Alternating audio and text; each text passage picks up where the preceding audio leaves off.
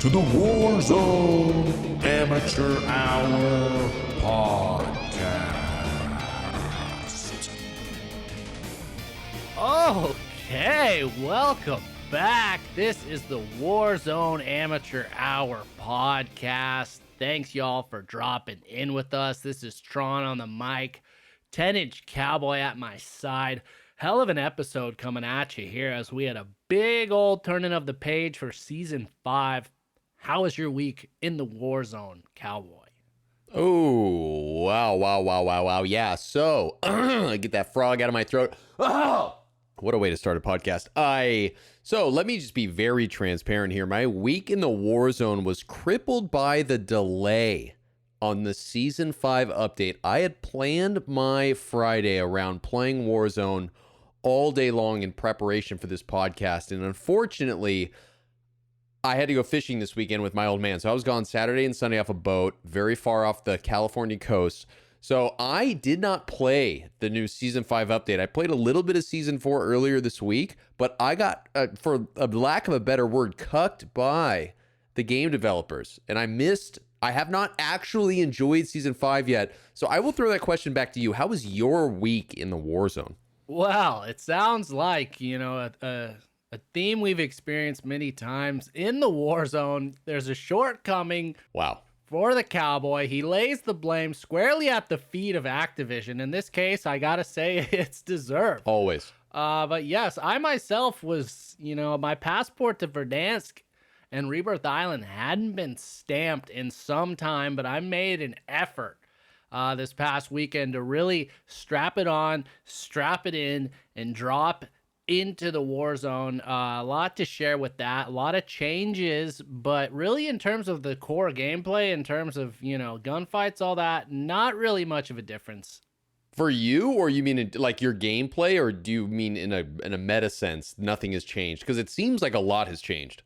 Well, it seems that way, but really, I think that's a superficial, a lot of these changes. So yes, to answer your question, I'd say on both accounts, in terms of my specific experience, and it seems like, the enthusiasts as a whole of Warzone are echoing the same sentiment.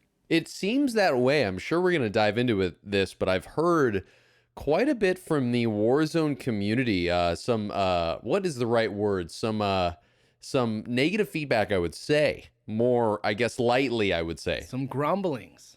I would say. Yeah. All right. Well, let's take it back right before this new Season 5 of Black Ops Cold War Warzone went live. They had a very light nerf to the kilo issued and a slight buff. Let me stop you there. Krig, not kilo, Krig. Too many fucking similar sounding guns in this game. Yes, a light nerf to your beloved Krig, cowboy, and a slight buff to the CX9, which prior to, the season switching over, that was all the rage from what I was hearing for an SMG. Yeah, I only, as I said I think it was last week on the podcast, I had one encounter with the CX9, picked it up in Rebirth, killed somebody, like always, picked up the loot, had the CX9 for a second, it was shredding. Honestly surprised to hear that it's getting a buff, because it seemed to be quite a powerful weapon, but obviously very upset about the Krig nerf. This is the classic cowboy. I invest myself into something, and as soon as I'm ready to go, it gets nerfed. I feel like a lot of people out there listening will feel the exact same way, but I have played since the nerf, and it wasn't catastrophic. It wasn't like the nerfs of past, you know what I mean? It was a light nerf, I would say. Yeah, it was a few brush strokes worth of change. I agree. The main kind of gun gurus out there, particularly J-God, I saw just yesterday prior to this recording, released his, top 10 loadouts in Season 5, and Krig right there, number 1. So still popular. Yeah, still shredding. Still shredding. If you know how to handle the metal, it is still a great weapon. Great weapon, low recoil, high damage, high capacity. AR still king. But speaking of kind of weapons tuning, one thing that True Game Data revealed through his kind of testing was that there was a stealth nerf to the Milano. When they say a stealth nerf to the Milano, let me just break this down because I'm not sure what that means. They're releasing these patch notes where they publicly announce what they're doing to the weapons, like they did with the Krig, like they did, we just said, with the CX9. They're saying, listen, we're either, we're nerfing, we're buffing, but this stealth is just J-God, who's somehow testing all these weapons all the time, knows exactly how fine-tuned they are. He just happens to find that from past tests that the Milano is somehow now worse than it was before. Is that what a stealth test means? Yes, you're correct there. That exactly. It was a change to the weapon that was not announced, but this was True Game Data, who's the guy that really dials in the values about like damage is X, YZ 0.572. And I think he just had been hearing maybe that the Milano had been nerfed, whatever it was. He found that, released it, and I had felt the same. Like using that Milano after they had made some changes to it, or to the other guns, I was like, the Milano doesn't feel as good as it did. Turns out we were right. But you were using the Milano in a short range capacity, right? More of an SMG role. I wonder what that means for the long range Milano mofos out there. Because it seemed that a lot of people loved running that as their secondary long range weapon. Now that you're saying it, I think that's actually why he went and tested it, because he had been saying like that was his sniper support top tier weapon. And I wonder if maybe he was just playing, found it to be a little bit less effective. Maybe someday he'll come on this podcast. I heard just this past week he was on another Warzone podcast that started way later than ours. So, maybe if you fucking respect the amateurs out there that have been doing it now for almost a year. Wait, there's another Warzone podcast? Wait, what? Yeah, we're not going to dive into that. Let's just get into the meat of this episode because it is jam-packed, bursting at the seams. Season 5. Lay it on me. Lay it on me. Season 5 going live a day later. It was a Friday. Anticipation building. We had been hearing. They had revealed really a lot of the main cards that were going to be turned over during this. But let's just dive into it. The big meat of the season was 2 new weapons released. One was the EM2 assault rifle, which you unlock at tier 15 of the battle pass. Ooh. But for those of us that are a little slow to get through the battle pass, the good news, it's now part of the ground loot. I had a taste of it today. Ooh. I'm not that big of a fan, but it seems like the Warzone community, the sweat lords at large, really, really like this thing. And the damage I heard is very, very, it's in the meta. I haven't seen photos of this EM2. I'm not sure exactly. Can you break down what this feels like? Tell me about it. What is it shaped like? What color is it? Is it have big barrels? Tell me about it. I don't know about describing the shape and color of it, but it's described as a full auto assault rifle, a heavy British rifle with considerable kick and built-in low zoom optic. It has a slow rate of fire and a high damage. They said that makes it a solid choice for skilled marksmen. The slow rate of fire is definitely there. I've heard the recoil's a little bit to control, but from what I've seen, it seems like it is straight vertical. So it's really just a matter of keeping that sucker down. But it seems like it really lays the damage out. Interesting. A solid choice for a skilled marksman, probably out of our league at this point, but something I'd like to try. EM2, interesting name. Not sure it screams power. EM2, something about like the Krig, something about like a kilo, like those that sounds like a heavy hitter. EM2 sounds like something medical. I don't know. I totally agree. It doesn't sound it doesn't sound empowering, It's like the defibrillator that you shock the guys back to life. Yeah, it's like the grunt would run with the EM. You're running an EM2? I don't know. All right, well, phonics aside, semantics aside, that one's out there in the zone. The other one is the Tech 9 Variable Fire SMG, which is earned in the Battle Pass by reaching level 31. Wow. That is described as a semi-auto submachine gun with improved accuracy for longer range and low recoil and a slower fire rate. They said it's a unique weapon in that it sports 2 muzzles you can unlock that alter its fire type. So I guess they have one where you can get it fully auto, and then another where you can get it in a 3-round burst configuration. Seems like this gun's not really dancing in the meta yet. Again, not sure about that. I tried this one on the ground loot. I can't remember if I liked it that much. It seemed actually it was decent, but it's out there. Again, you can play around with these in the ground loot, see if you like it till you get to that part of the battle pass. Interesting. Tech 9, obviously famous rapper Tech9. I don't see, obviously, this doesn't sound like a meta weapon to start, but maybe like the rapper Tech9, later on, once a little bit more mature, it will become something that people learn to appreciate. Shout out to the Kansas City rapper Tech9, but I again, have not tried this. Obviously, not at tier 1 or tier 31 of the battle pass yet, but always looking for new SMGs, still relying on my Mac 10. I'm not a burst weapon guy, so that will never appeal to me. But interesting. I'm always down to try a new SMG. That's where I feel most comfortable, because you're basically just like freaking out, spraying, trying to kill somebody. The AR is a different ball game. I like to lock that in and I stick with that. I'm very loyal. The SMG I'm passing around, very much like Tech9 would with a 40. All right. Well, as a hip hop enthusiast, I gotta give you a salute to my co-host for correctly, mentioning Tech9 out of K-Town, Kansas. That's right. Great rapper, great musician. I also should note that Mac 10 is also, I believe, a rapper out there. So now we got two in the arsenal. I cannot believe we have not we drew the connection between Tech9 before we drew between Mac 10. Well, I think it was Mac Dre, actually, not Mac 10, but... Well, there's Mac Dre, and I think there's a Mac 10, too, but I don't know. Oh, okay. Well, then maybe... Okay, all right. Well, we don't want to step on any toes here. We're not trying to offend anybody here. All great rappers, all great people. Great weapons as well. Obviously, hopefully the Tech9 will ascend and reach his rapping counterpart eventually. But interesting, EM2, Tech9. I'm more interested in the Tech9 at this point. Interesting. Okay, well, the EM2, from what I've heard, is the one to go for, the one to level up. But that said, they're also, I guess, going to be releasing a melee weapon, a cane. A cane? Really? Wow. Interesting. So they released these melee weapons. I don't know if anyone uses them outside of like a knife, but they're out there. And then they've teased that later on this season, they're going to be introducing a new handgun called the Marshall. And it's a break action pistol, hand loaded double barrel pistol, fires 12 gauge shells. And they said it's excellent damage at close range.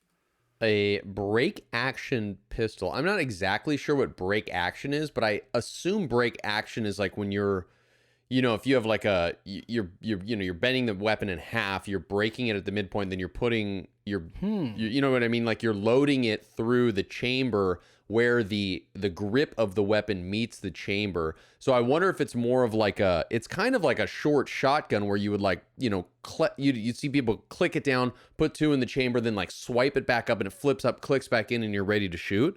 But a break action pistol, I wonder if it holds 6 in the chamber. If it's if with 12 gauge shells, you see what I'm saying? Typically 12 gauge shells would come with an over and under or side by side, but most pistols have 6 in the chamber. Interesting. Curious to see how that plays out.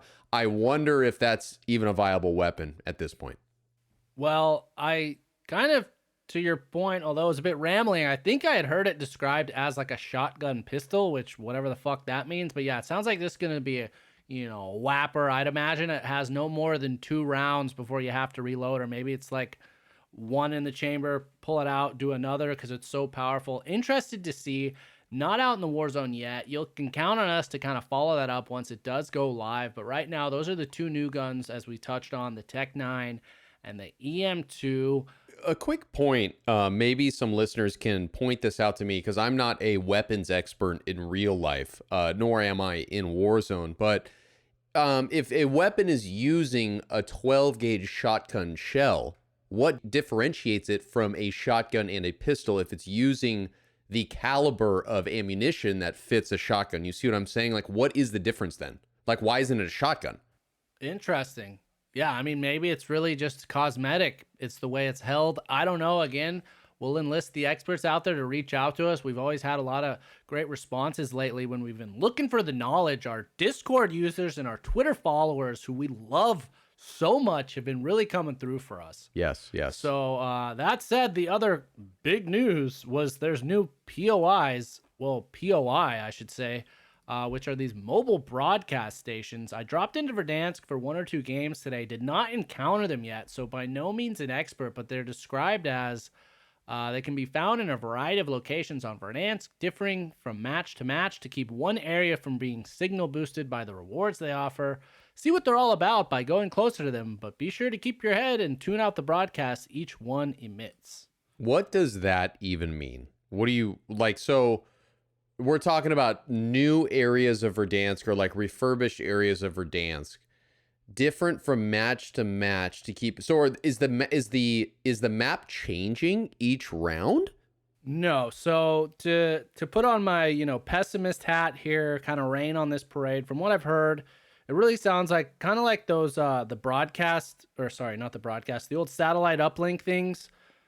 It's kind of like that. They're these little POIs that appear on the map. If you can find them, it sounds like they offer you some good loot. I don't know if you have to interact with them or they just have crates or whatever.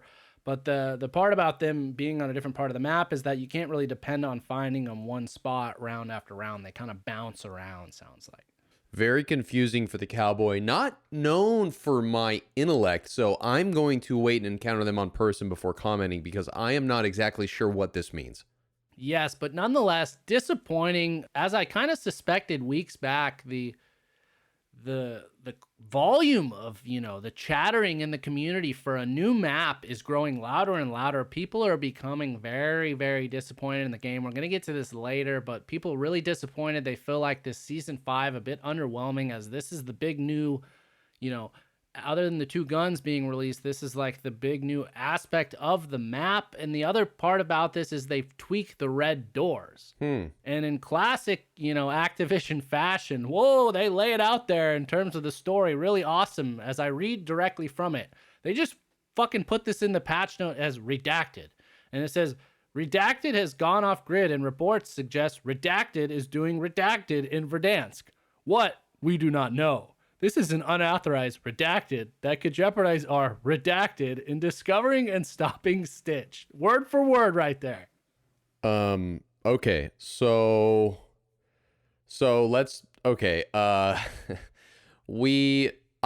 sure at some point in our show notes, what we're going to talk about is the introduction. When, I started up, I opened up season 5 on Saturday before I left on my fishing trip, and I saw the intro, which I think you and I had seen and commented on the podcast prior to this, which is the woman who's in the thing. She's uploading. At some point, the people that are going in on her, half of them turn on the other people. There's a shootout. She gets out just in time. And then all of a sudden, obviously, they're in a helicopter leaving and it's all high fives and the place blows up.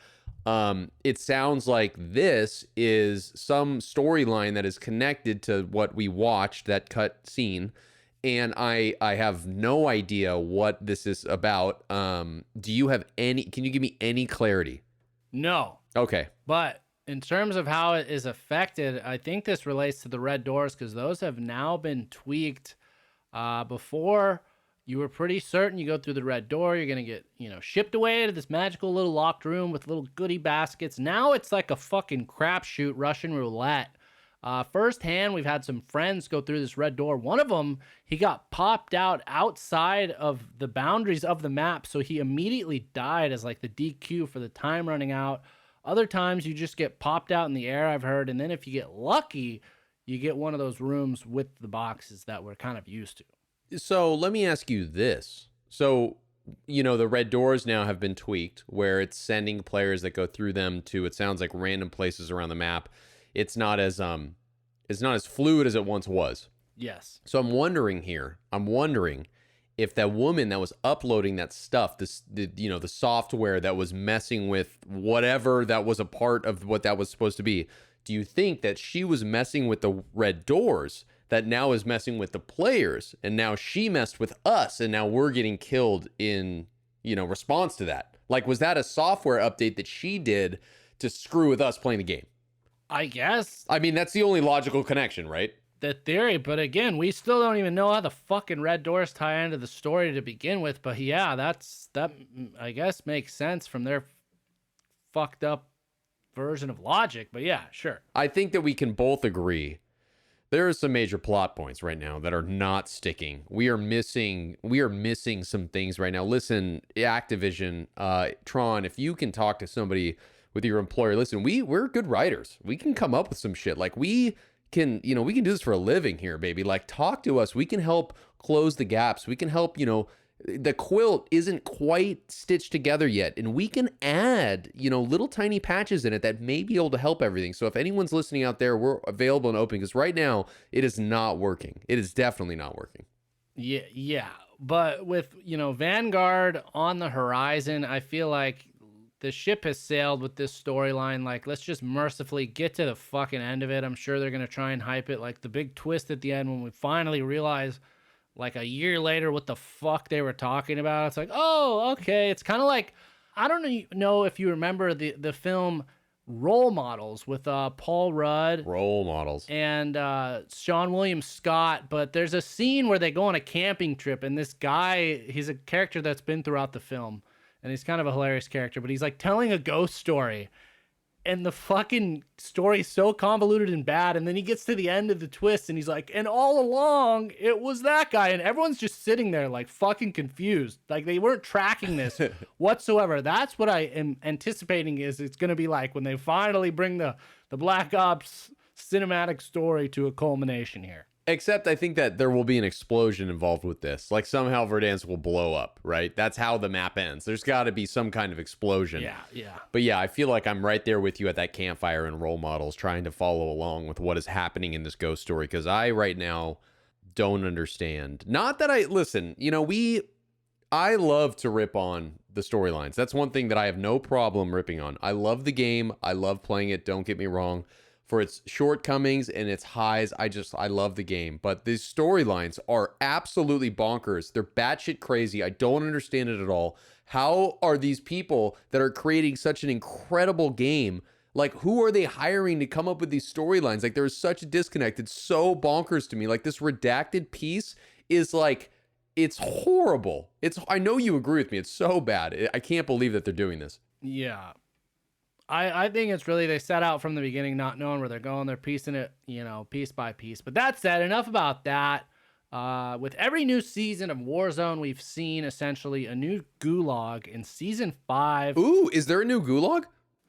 Yes, Season 5 is no different, my friend. We have a brand new Gulag, which actually I would say is one of the high marks of this season. It's based off of an old Black Ops 2 map, I guess, called Rush, I think it's called. Section of that map. It's interesting. It's a lot more aggressive, a lot more fast-paced, and I'd say it's probably, from my feelings, is the most similar to kind of the Showers Gulag in that it's very symmetrical. There's long corridors. You kind of got 3 ways to go, left, right, or center, and that's it. It's the time that you're in it seems like way less. Right now, I'm 0 for 2 in the fucking thing, so we'll see if I can turn it around here, but not my best strong suit of the Gulag so far. I love Gulag mix-ups for the most part. Sometimes they treat me bad, like the last 3 or 4, but I'm excited to try that. I have not. The shower Gulags were my favorite because I feel like I had an actual concrete strategy and I knew what I was doing in there, even though at that point in time I was a terrible player.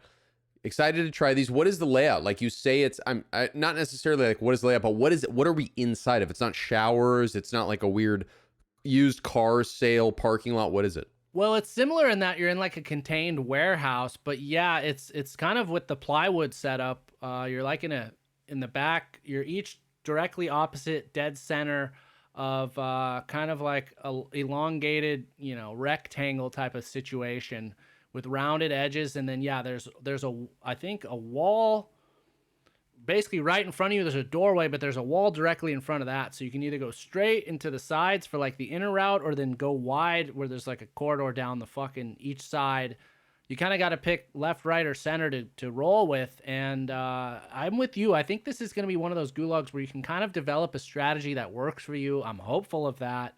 Although I don't spend a ton of time in Verdansk and therefore don't spend a ton of time in the Gulag. But when I do drop into Verdansk, you can bet your ass I'm going to make a few visits there. Now that we're talking about Gulags, and I'm starting to think back on all the different Gulags, what was your favorite Gulag? I'm with you. I say the Showers. It seems like if you were to poll the Warzone community as a whole, the Showers, the original, it was the best. It was pure. I wonder if that's because I feel the exact same way. I love the Showers, but I wonder if that is just nostalgia because, you had and correct me if I'm wrong here. I'm going to run through the Gulags. You have the Showers, which are iconic, legendary, the original Showers. The Gulag Showers. Then you had the 2 RVs, right, that were separated, and they totally tweaked it where you're starting on kind of like opposite corners. They had these 2 like RV things, which those at the time I thought were terrible. In retrospect, those might be my second favorite because the next iteration was the weird used car sales, like where there was The L-shaped one, right? With the tank. the L-shaped one, which I never figured out. And that rolls over to the latest one, not the one that's current, but the one before season, I guess it would be season 4, was what we just had, which was, I don't even know what you would call that. It was like a I don't even know what it was. Was it a construction zone? It was like It's all kind of like these plywood setups. I guess this one, to backpedal, the new one is like kind of like a paintball arena. So you'll see like fucking paint and shit splattered. But yeah. Okay. Interesting. So those are the gulags. Agreed that the fan favorite is the showers one. Yeah, well, I mean, because a gulag, and again, correct me if I'm wrong, but a gulag is like a prison we're talking about, right? Like you're talking about like a prison area in which people are fighting to survive, you know? Yeah, historically speaking, that's also kind of why that original one was cool. Like it was underneath prison. You could actually go visit it during a match, you know? You're dragged away. That cutscene actually fucking made sense for once in a cutscene's life in this game. Now it's like you're strapped to this chair still and you break out of that with the TVs, but then you're just in this random arena. I don't know. I'm curious to see, though. Next week, we'll get your thoughts once you drop in, test it out, see if you like it.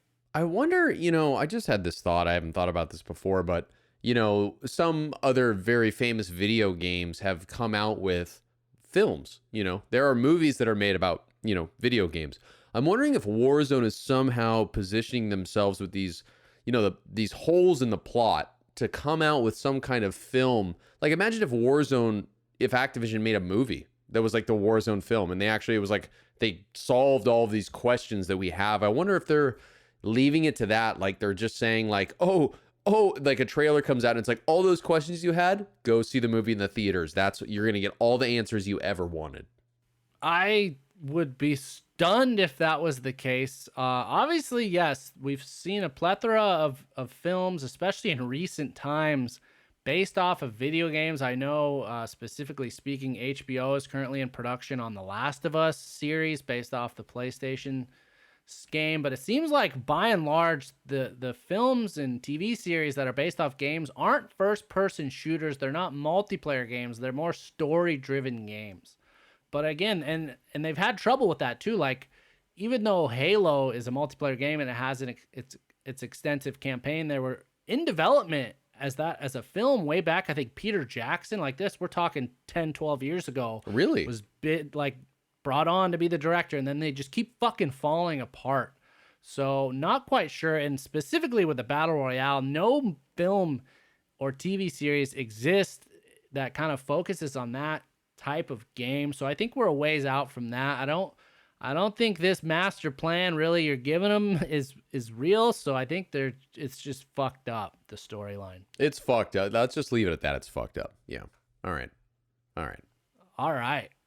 Well, in terms of things they did kind of tweak and improve, we've talked about the big ones. We've got the real big wappy next, but I also want to mention one thing that kind of went under the radar in the patch notes is a change now is when you are going up a zip line, you can now detach before reaching your destination, which is kind of cool.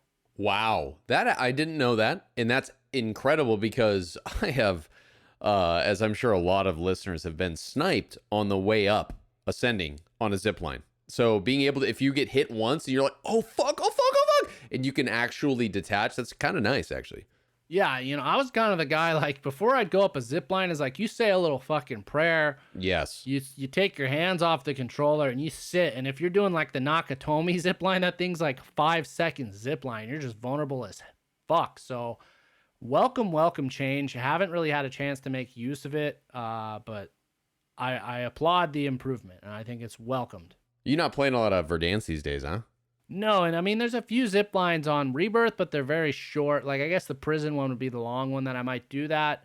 But that's out there. But let's really talk about, in terms of changing the game, the core gameplay, the biggest change is introduced in Season 5, or the introduction of new perks. Now, not only did they introduce 2 brand new perks, they also adjusted 2 existing perks. So let's talk about the new ones first. So the brand new one for slot number 2, which is typically where you're going to be running Ghost or Overkill, That now has a new option in town that's called tempered. And what it does is, the gist of it is essentially, instead of having 3 plates, you have 2 plates that cover the same amount of damage protection. So my first question with that is that your armor plates are reinforced, so 2 means 3, but what does 3 mean? If you're fully... You don't have 3. You only have to plate twice to be fully plated. Oh, interesting. Okay. Wow. Okay. I could see that being used often in your... Well, no, because you want overkill in your first loadout. Typically, you would want your 2 best weapons so you're ready to slaughter, right? Like, so you're making the sacrifice, essentially. You're getting tempered and you're going to have like 1 primary weapon. So I could see, and I haven't done this yet, and maybe I'm like totally behind the curve here as I typically am, but if you had a great ground loop weapon and you had a loadout that had a secondary that was like your choice secondary weapon, say you pick up like a dope Mac 10 ground loot. I don't know if that's possible in season 5, but say you pick up a dope Mac 10 ground loot and then it's like, oh shit, I want to snipe this game. Then you grab your car, fully loaded, and then you get tempered in your secondary slot on that first loadout you get, right? So you're like armored up, you got 2 viable weapons and you're ready to go. I'm assuming that's where that comes in handy. I'm with you. I think for the most part, 90% of players, when they get that first loadout, they're going to go with overkill. They're going to get those 2 primary weapons. But if they have the luxury of getting a second loadout, this could tempt some people away from Ghost. I personally am torn. I want to try it out. I think especially, if you're getting in more gunfights, that ability to just only plate twice, I think's got to help some people out. I saw Dr. Disrespect and Z-Laner were running it a little, and it was kind of cool just to see him go plate, back in the fight. You're just back in the game a little bit. But I like these introductions. I like that they're kind of giving us more of a choice. You're giving you a pause, but what am I going to run? I completely agree. I think that these are the kinds of changes, minus a new map, minus like a massive, reconstruction of how the game is played.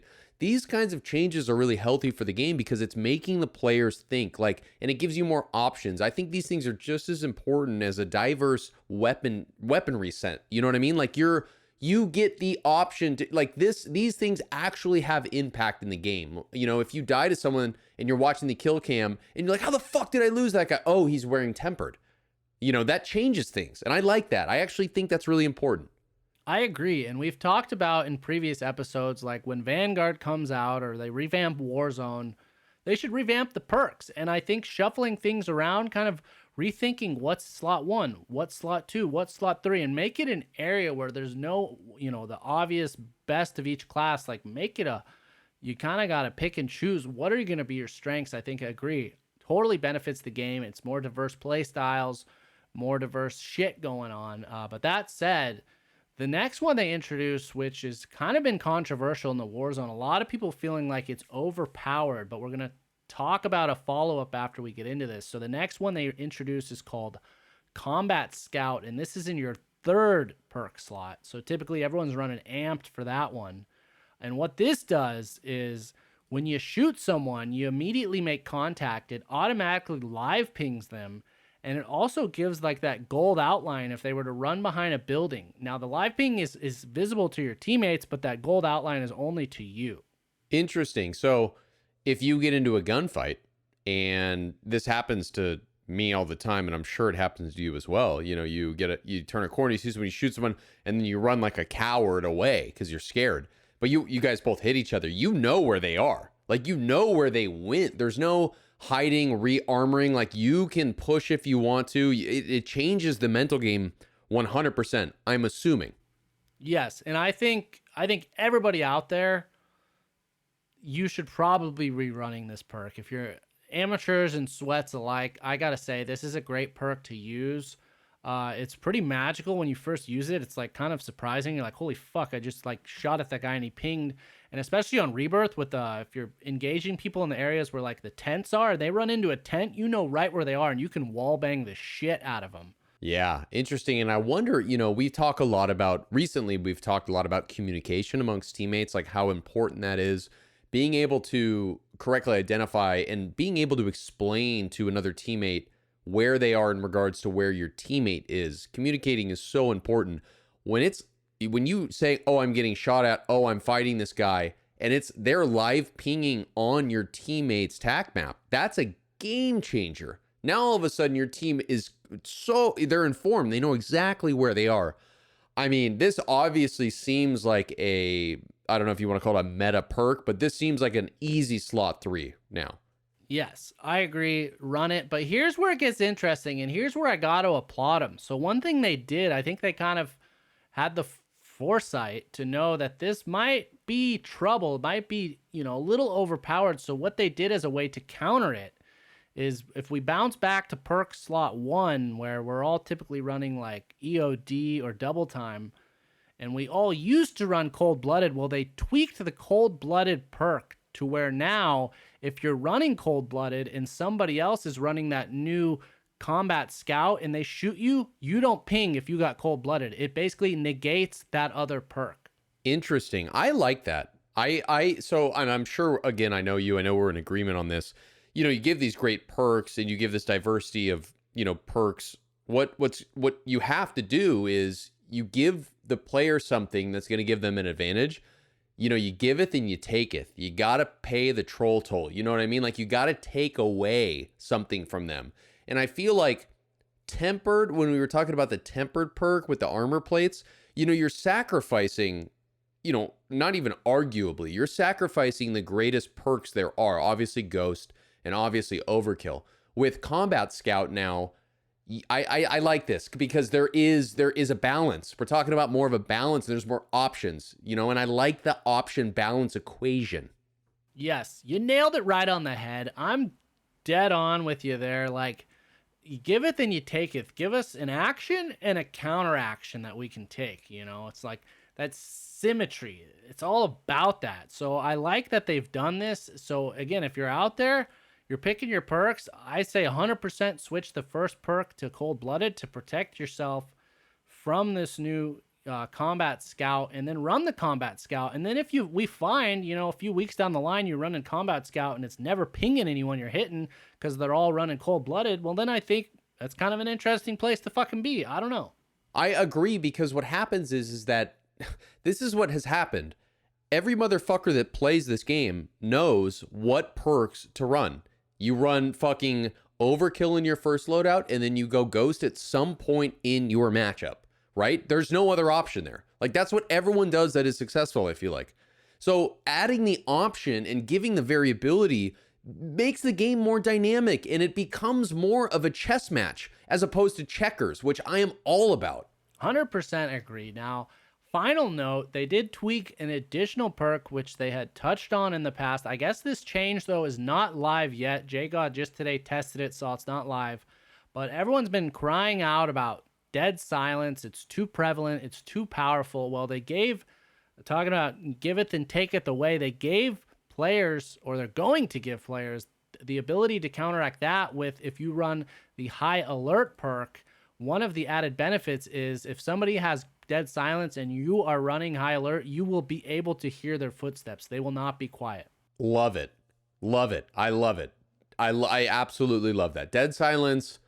I have been killed and blamed dead silence so many times. And, sometimes I think it's dead silence even when it's not dead silence. So I may run, once this actually becomes active, I may run the high alert just so I don't have to even fucking worry about that. You know what I'm saying? Like, it's just something that I don't even have to worry about. Like, I'll never die from dead silence again. I can't blame it on that. I won't be screaming about it. I'm going to suggest friends of mine that constantly blame dead silence for every single death they fucking have on either map. I'm going to fucking tell them to run high alert and shut their mouths. You know what I mean? I don't know if I'm on board with you as much. I like that they've done this change. What? But I think the solution is they need to get dead silence out of this fucking game, because one thing you might not be aware is high alert is perk slot 2. Oh. So that means you're missing out on Ghost. Oh. You're missing out on Overkill. Oh. You're missing out on the new whatever. Tempered. Yeah. So then just so you can not be fucked by some asshole that picked up dead silence, I don't know. Okay. Yeah, I didn't realize that high alert was going to be in the second slot. Yeah, so if they reshuffled like I talked about, maybe move that to slot 1. Maybe we're talking a little bit better here. I don't know, though. But again, yeah, at least giving the players some option there. They're clearly listening to the community and acknowledging to some degree that this is an issue, but I don't I don't know if this is the way to go about it, but it's a fucking Band-Aid for now. So once that goes on, hopefully there's a little less bleeding happening. I respect the changes. I respect that, you know, we haven't seen, is this the, correct me if I'm wrong, the first massive perk change that we've seen in several seasons, right? These are the first brand new perks introduced to Warzone ever since the beginning. Oh, wow. Okay. So I respect that, and I like that. I think that that change, these are the kinds of things that keep it moving, keep it evolving, keep it dynamic, making players make choices as opposed to just following what the best streamers are doing. So I'm all about this. I'm probably not going to run high alert. Now that you said that, it's a slot 2 option. I'm probably not going to do that. I may try tempered, but it's at least they're trying to address it. I'm into it. I like the effort. I'm with you. And in terms of more effort, more things they've kind of improved upon, some minor changes mentioned in the patch notes. One is they said they fixed an issue where sniper glint would sometimes not appear. I haven't encountered many snipers yet, but I'm hoping that's the case because as I kind of harped on a few weeks back, like the glints just was fucking gone and that pissed me off. Yeah. So hopefully that's now fixed. Dude, there's nothing worse than getting sniped and you have absolutely no idea where it came from. Yeah. There should be a glint. That's one, as we've talked about this on the pod, that's one of the things that Warzone did so well was the sniper glint, which seems unique to this game at this point. Like that was a great thing, and it's sad that they're having issues with that, and I feel like they're constantly having issues with it, you know? Yeah, I don't know what's going on there. Hopefully it's fixed. If you're out there, you're sniping or getting sniped at, love to hear your thoughts if back to normal. That said, another change they make, very, very minor, but very, very welcomed, is previously, if you picked up a munitions box or an armor box and you looked at your inventory, I don't know if anybody out there had like the secret way to decipher, but it was goddamn near impossible to know which one you had.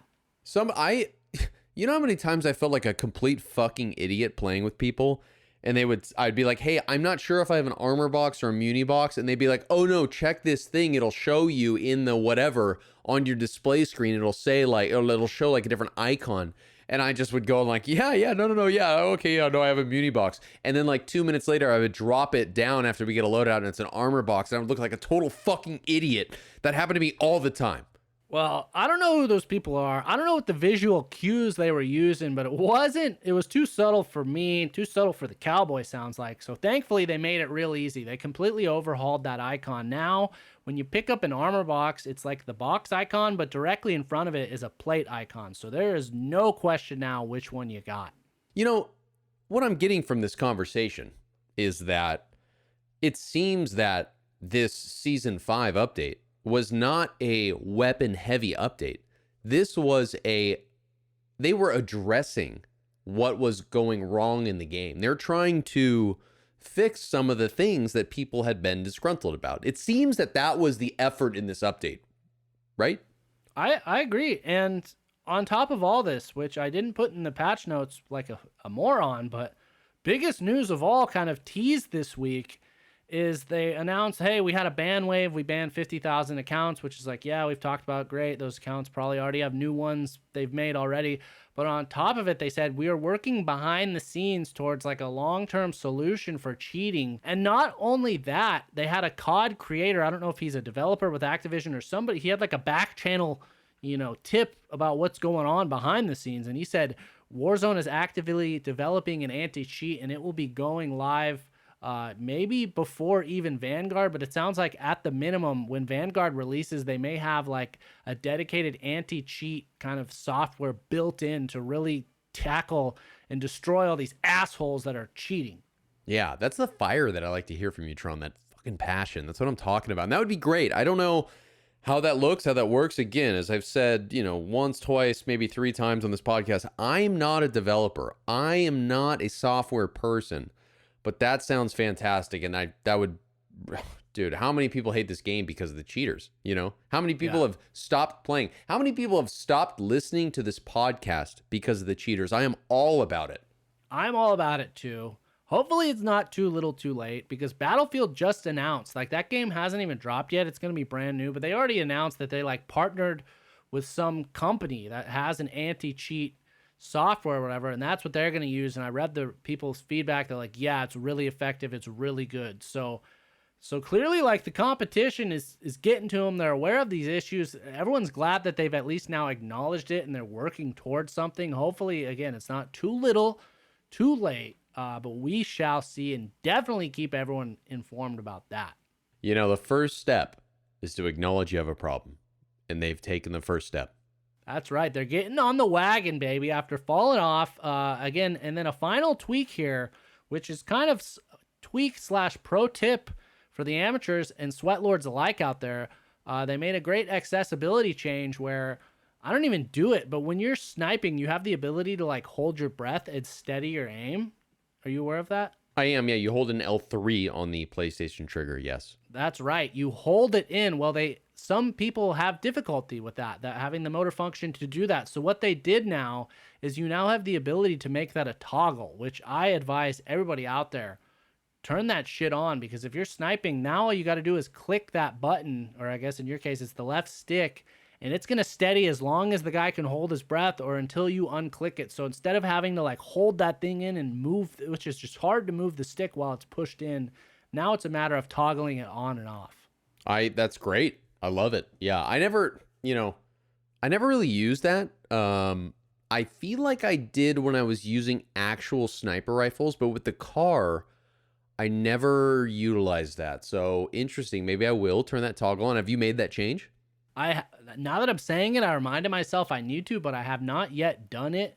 And once I do make the change, I haven't been sniping for a while. Maybe I'll go back to it, but I need to get in the mental habit of doing that, because it really does. Having zero sway, it can be a game changer.